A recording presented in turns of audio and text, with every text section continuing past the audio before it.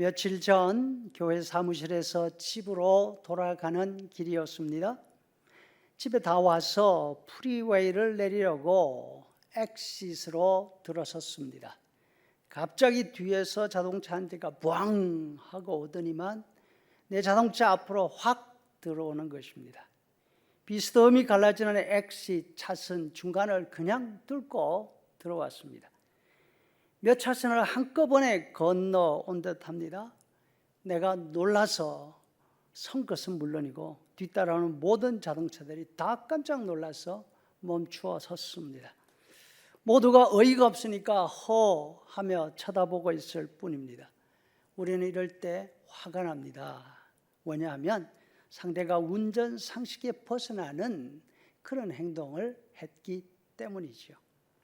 상식에서 벗어나는 행동을 한다는 것은 상대의 기대나 상대의 믿음에서 어긋난 짓을 했다는 것입니다. 우리는 알게 모르게 상대에 대한 믿음을 전제로 살아가고 있습니다.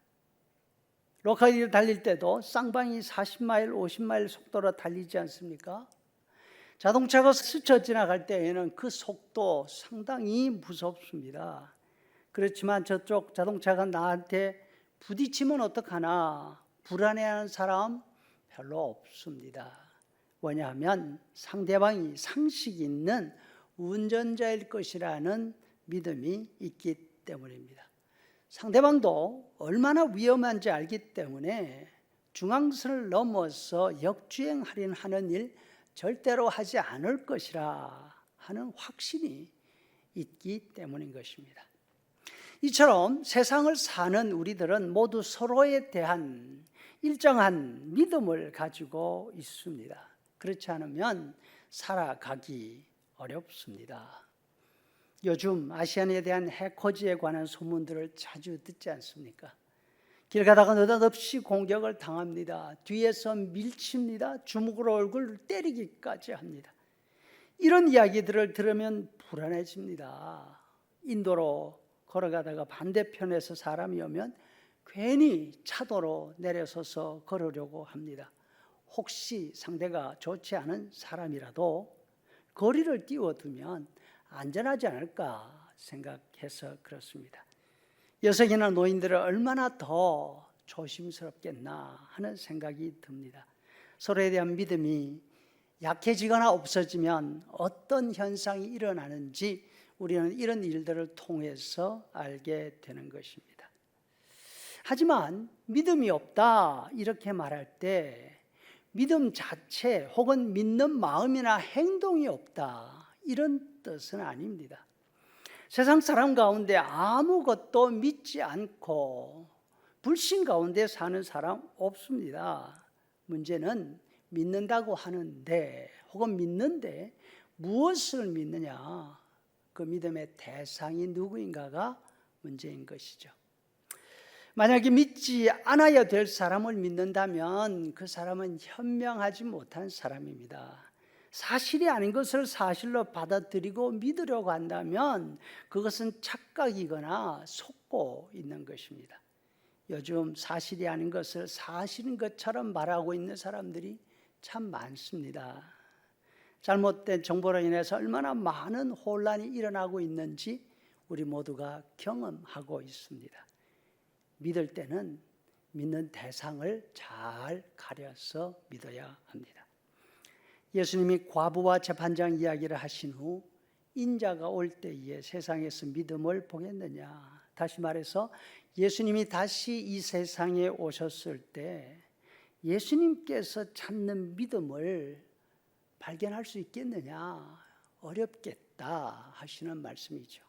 이 말씀은 세상이 점점 악해져서 서로 믿지 못하는 불신의 세상이 올 것이다. 그래서 험한 세상이 될 것이다. 이런 뜻이 아닙니다. 예수님이 보고 싶어 하시는 믿음은 사람들이 서로 믿고 다정하게 살아가는 행복한 모습, 그것이 아닙니다. 물론 이렇게 사는 모습 참 소중합니다. 그러나 우리가 서로 믿고 사는 그것 가지고는 되지 않습니다. 우리가 가져야 할 믿음은 하나님께 대한 믿음입니다. 상대에 대한 불신이 깊어갈수록 믿음이 없어지느냐? 그렇지 않습니다. 더 강해지는 믿음도 있습니다. 그것은 상대에 대해서는 믿지 못하더라도 자신을 믿는 믿음이 점점 더 강해지는 것이죠. 세상 사람들은 세대에 관해서 실망하면 할수록 자기 자신을 더 신뢰합니다. 자기 속으로 점점 더 빠져들어갑니다. 자신만 믿게 되지요.